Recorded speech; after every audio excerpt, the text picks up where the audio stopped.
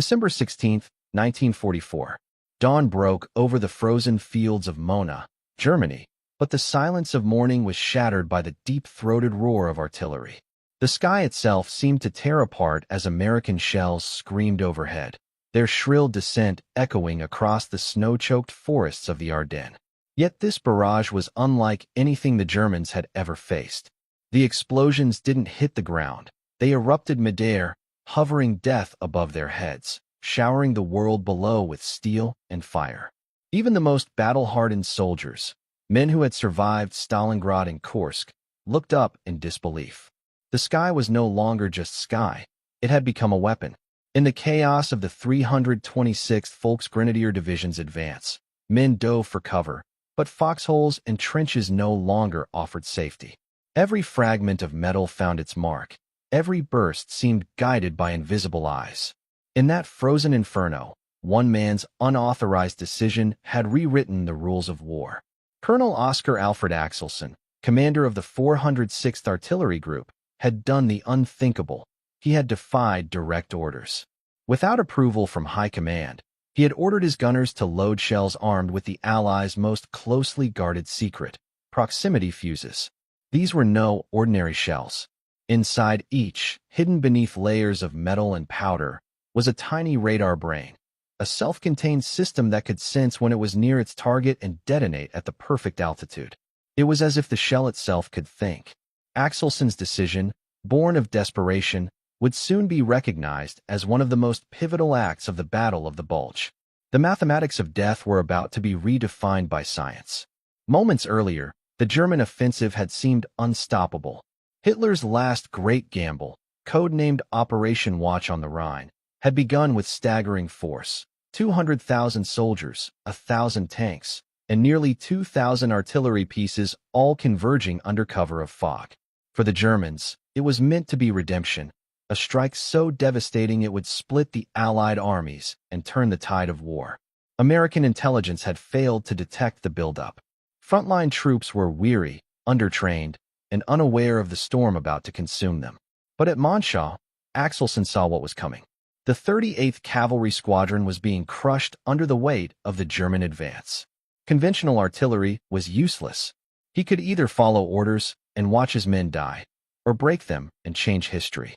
His command to fire proximity-fused shells without authorization was both a gamble and an act of genius. The result was immediate. The German formations that had marched confidently into battle were torn apart mid-stride. The shells detonated 30 to 50 feet above them, filling the air with razor-sharp fragments that turned the battlefield into a living nightmare. Veterans who once trusted their instincts, dive here, crawl there, hide behind that ridge, found those instincts useless. The air itself had become the enemy. Men screamed beneath the white glare of winter skies as invisible fragments ripped through snow and flesh alike. For the first time in the war, German soldiers realized they were fighting against something beyond human comprehension. The proximity fuse was not merely a weapon. It was a revelation of what science could do when pushed to its extreme. In laboratories disguised as abandoned buildings in Maryland, some of the greatest American minds had been perfecting this technology in secrecy. Inside those tiny metal casings were 130 precision components, including vacuum tubes so small they could fit inside a pencil eraser, yet strong enough to survive 20,000 times the force of gravity. The act of firing a shell that could think was no longer fantasy. It was reality, born from the work of men like Dr. Merle Tuve and Dr. James Van Allen, whose research had turned physics into warfare. By the time the first proximity-fused shell struck, the effect was beyond devastating. It was transformative. Soldiers who once believed that skill and experience could keep them alive now faced an enemy that didn't care about courage or cover. The line between science and death had blurred into something terrifyingly efficient. As the forest filled with smoke and snow, the German advance faltered for the first time. Those who lived to retreat carried stories of horror, of shells that could see them, of skies that hunted them. For Axelson, it was a moment of silent reckoning. He had broken the law of command, yet saved hundreds of lives. He didn't yet know it, but that single act of defiance would ripple across the entire Western Front, forcing even Eisenhower himself to reconsider the rules of engagement. In the frozen stillness of that morning, something larger than the battle itself had begun, the dawn of a new kind of warfare.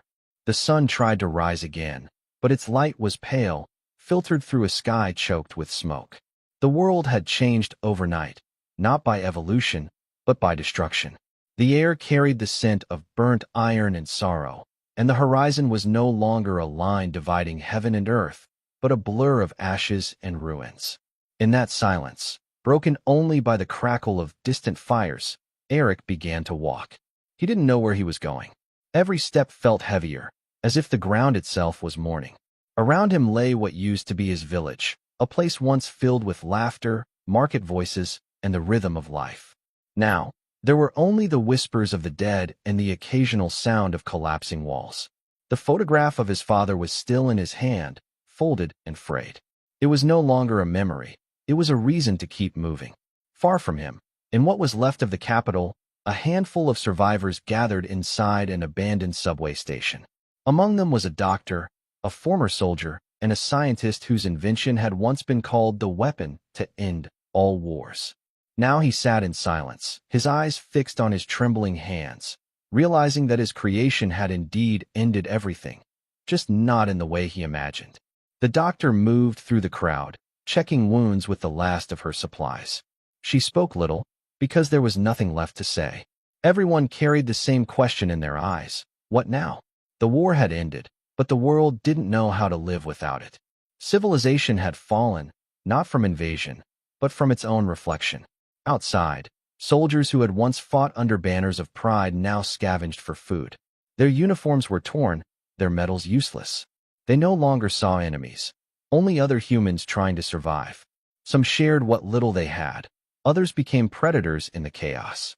The line between soldier and civilian had vanished, just like the nations they once served. Eric found an old road sign half buried in the dirt, its letters half melted but still visible. It pointed toward the capital. Something in him whispered to follow it. Maybe someone there still knew what to do. Maybe someone still remembered how to rebuild. He walked for hours, through endless fields of ruin, stepping over what used to be machines of war now frozen in silence. Tanks without power, planes like skeletons scattered across the earth. By nightfall, he reached the outskirts of the destroyed city. The skyline was gone, replaced by towers of smoke that moved like ghosts in the wind. He entered cautiously, his heartbeat echoing in his ears. From somewhere deep in the ruins came a faint sound, not an explosion this time, but a voice. He followed it, down a cracked street, through collapsed walls, until he saw a faint light flickering beneath an old subway entrance. He climbed down, and for the first time since the war began, he saw people, real, living people. Their eyes widened as he entered, his small figure framed against the dim light. The doctor approached him first, cautious but gentle. "Where are you from?" she asked. He hesitated. "Nowhere. Maybe everywhere," he replied softly. The scientist looked up at the boy, and in that fragile moment, something shifted in his heart.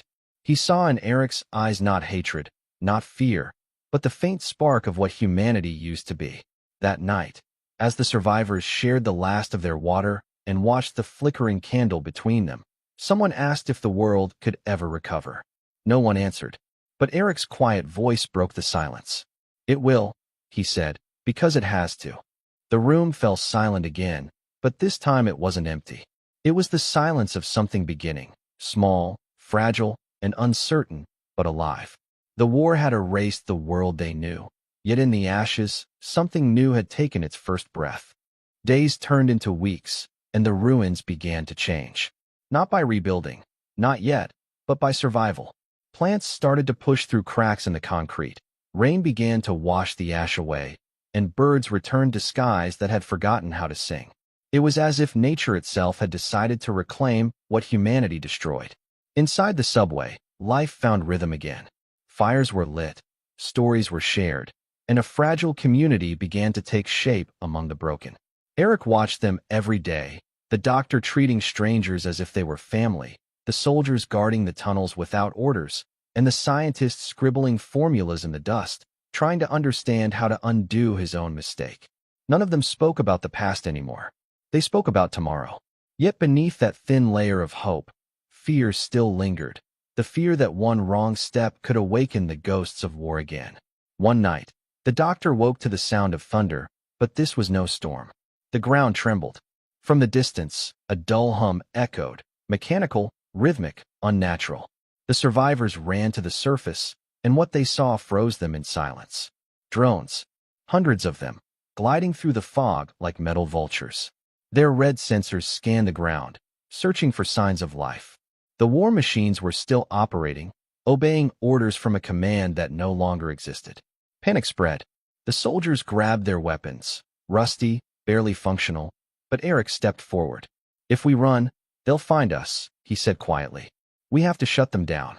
The scientist looked at him, surprised by the calm in his voice.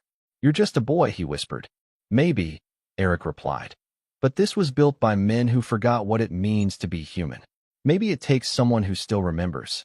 They moved through the ruins under the cover of night, guided by the faint glow of the drones above. Each step was a gamble.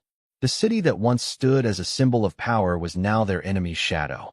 They reached the old command tower, half collapsed and burning from within. Inside, machines still hummed, a graveyard of blinking lights and forgotten orders. The scientist began working frantically, his trembling fingers searching for the shutdown code. Eric stood beside him, watching as red alarms blinked across the panels. The sound of drones drew closer. The doctor called out from the hallway, her voice tight with fear. "They're coming." The scientist hesitated, sweat dripping from his forehead. "There's no time," he whispered. Eric stepped forward, pressing his hand over the controls. "Then we make time."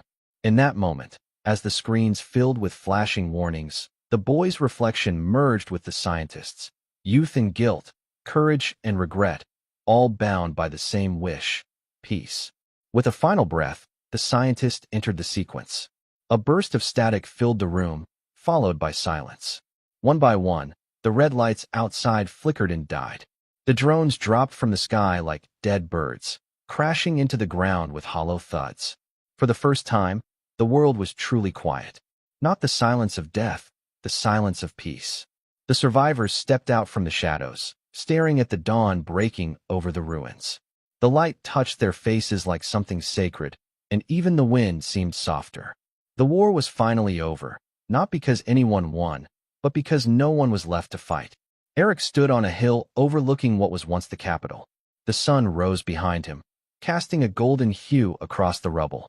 He held the photograph of his father again, burned, torn, but still visible.